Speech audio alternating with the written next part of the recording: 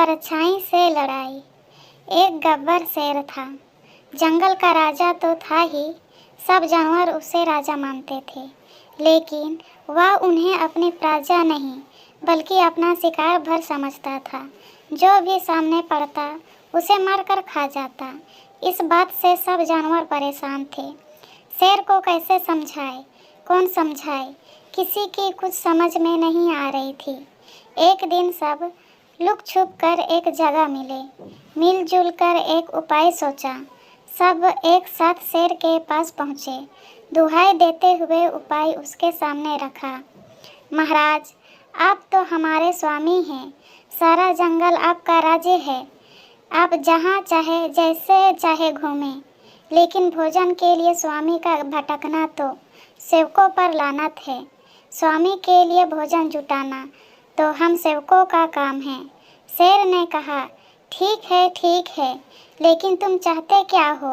जानवरों ने कहा, स्वामी, भोजन आप आराम से अपने गुफा में करें। एक जानवर रोज आपकी भोजन के रूप में आपका गुफा में पहुंच जाएगा। उन्होंने प्रस्ताव रखा। बात शेर को भी जांच गई, लेकिन एक शर्त पर। जिस दिन भी इसमें चूक हुई फिर किसी की खैर नहीं। सब ने शेर को विश्वास दिलाया, इसमें भूल से भी चूक नहीं होगी। कुछ दिन यही सिलसिला चलता रहा। शेर भी खुश, बाकी जानवर भी खुश। अब जंगल में घूमने फिरने की आज़ादी तो मिली। एक दिन एक खरगोश की बारी थी।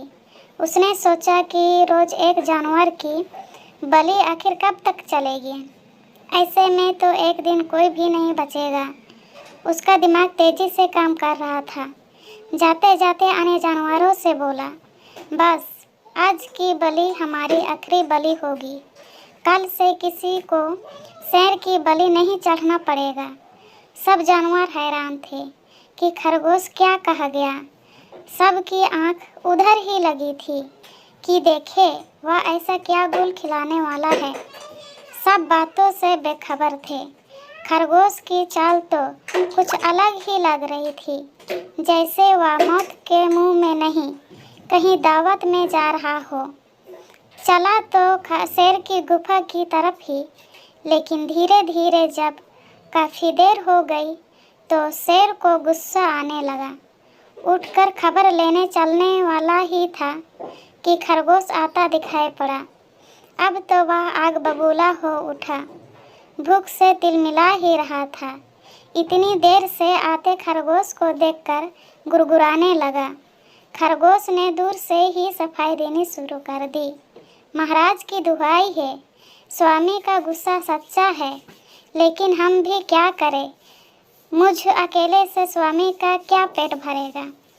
इसलिए हम 7 खरगोश आ रहे थे। रास्ते में एक और शेर मिल गया। हमने कहा भी कि हम तो अपने स्वामी के भोजन के रूप में जा रहे हैं, लेकिन वह कहाँ कुछ सुनने या मानने वाला था। आपको भी ललकारने लगा। शेर का ध्यान भला यह सुनकर बाकी खरगोश की तरफ कहाँ जाता।